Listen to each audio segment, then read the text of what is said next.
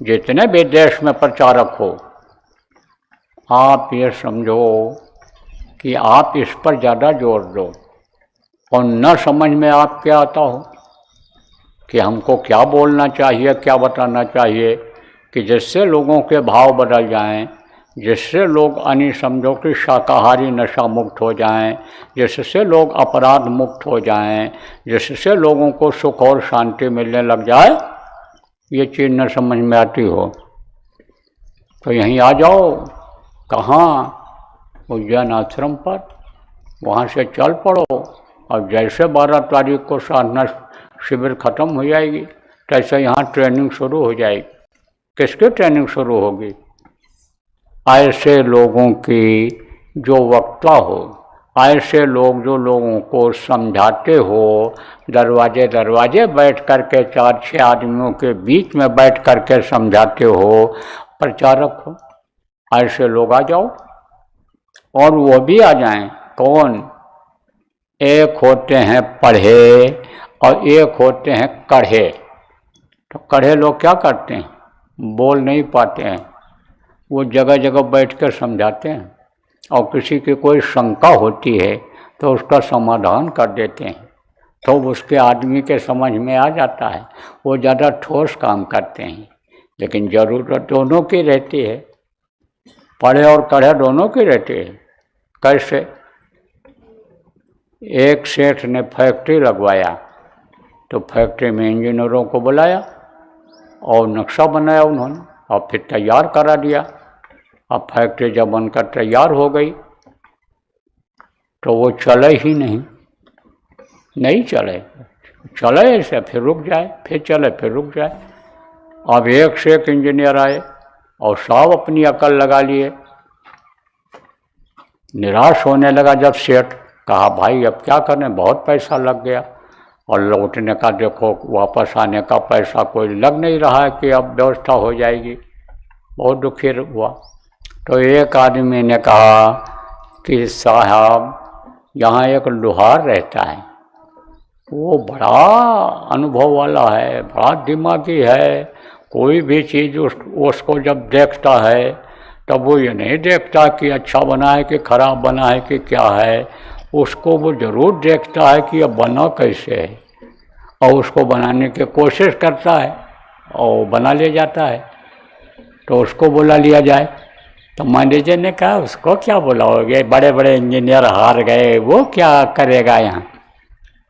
अब जिसका पैसा लगा था उसको डर था। सेठ ने कहा बुला लो, फीस दे देना, उसको बुला लो भाई, कैसे भी फैक्ट्री चल जाए। अब वो आया, थोड़ी देर तक तो ऐसे इधर उधर सब पूरा देखा, ध्यान से चक्कर लगाया और फिर आया, एक जगह रुक गया। अब चक्का हिला के ऐसे देखा तो वो एक जो नट था, नट है जहाँ ऐसे सुराख करते हैं, कसते हैं, वही थोड़ा सा उभरा हुआ था, निकला हुआ था। तो वहीं पर एक हथौड़ा पड़ा था और वही हथौड़ा उठा के मारा उसी नट के ऊपर, बस वो अंदर चला गया। कहा आप चलाओ, चलाया, चल गई फैक्ट्री। वाह वाह वाह वाह वाह होने लग गया। वो बटा मिठाई उठाई खिलाया, बैठाया, उसको सम्मान के साथ माला पहनाया मालिक ने। तब मैनेजर से कहा भाई इनकी फीस दे दो। तब मैनेजर ने पूछा कितनी फीस दे तुम? तो कहा हमारी फीस दो 1000 रुपया। उसने कहा भाई, उसने भी सोचा सेठ आदमी इसे कम क्या मांगे।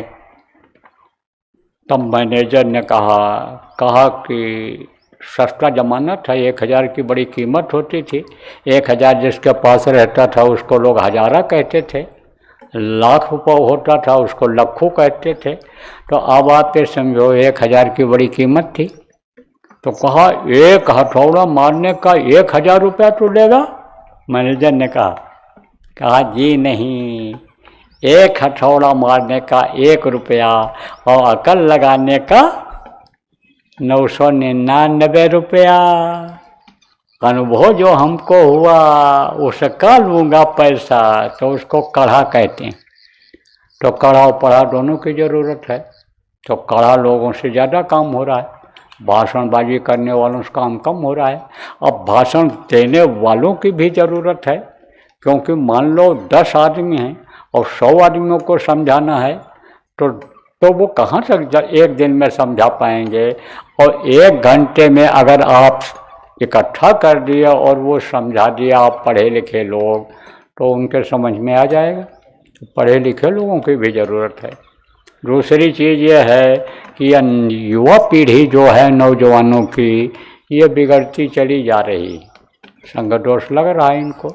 देश का भविष्य क्या होगा, समाज का भविष्य क्या होगा, धर्म कहाँ ये जाएगा, कैसे बुजुर्गों की सेवा हो पाएगी, कैसे बड़ों का सम्मान हो पाएगा, यही चीज़ हमारे समझ में आ रही है कि भाई ये चीज़ें तो ख़त्म हो जाएंगी अगर यही पीढ़ी बढ़ जाएगी, यही नशेड़ी अगर बढ़ जाएंगे तो ये तो देश ख़त्म हो जाएगा, समाज का अस्तित्व ख़त्म हो जाएगा। भारत को जो लोग अच्छी नज़र से देखते हैं वो नहीं देख पाएंगे। जो आध्यात्मिक देश बनाना है, इसको विश्व गुरु बनाना है, आध्यात्मिक गुरु बनाना है विश्व को, वो कैसे हो पाएगा।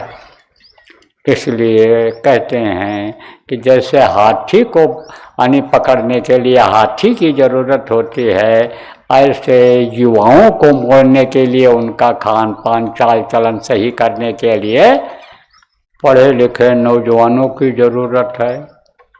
तो पढ़े लिखे नौजवान लोग जो हो और वक्ता बनना चाहते हो, सीखना चाहते हो, तो चल पड़ो और आ जाओ उज्जैन। 5 दिन 10 दिन का कैंप यहाँ लगेगा और उस कैंप में आप बैठो और सीखो। आपको बताया जाएगा कि किस तरह प्रचार करना है, किस तरह से लोगों को बताना समझाना है, ये सब बताया जाएगा आपको वहाँ पर। तो चल पड़ो, आ जाओ आप लोग। आह्वान किया जा रहा है आपका, ऐसे लोगों का। आप वक्ता बनना चाहते हो, आप अपने गांव में, अपने शहर में, अपने कस्बे में, ज़िला में, ज़िला से बाहर प्रांत में, प्रांत से बाहर दूसरे प्रांत में, दूसरे प्रांत से दूसरे देश में जाना चाहते हो, तो विदेशों में भी अपनी बहुत संगत हो गई, वहाँ भी मांग है। प्रचार प्रसार वो लोग भी चाहते हैं, क्योंकि उनके पास समय नहीं है। एक एक मिनट का विदेशों में पैसा मिलता है कमाई का, और कमाई अगर वो न करें तो खर्चा बहुत है, इसलिए वो बेचारे समय कम निकाल पाते हैं। तो विदेशों में भी ज़रूरत है। अब जो जिस लायक होगा उसको वहाँ भेजा जाएगा, उससे कराया जाएगा। तो वक्ता लोग जो जानते हो, जो वक्ताई कर रहे हो, समझा रहे हो, वो लोग, और जो सीखना चाहते हो, आगे बढ़ना चाहते हो, कुछ संगत की सेवा करना चाहते हो, जनता की सेवा करना चाहते हो, तो वो लोग चल पड़ो, आ जाओ यहाँ उज्जैन। कैंप लगेगा यहाँ। तो अब आप समझो कब लगेगा, चल पड़ोगे तो ये 12 तारीख के बाद ही देखा जाएगा, समय रहेगा तो लगवा दिया जाएगा, नहीं तो शिवरात्रि के बाद तो लगवा ही दिया जाएगा।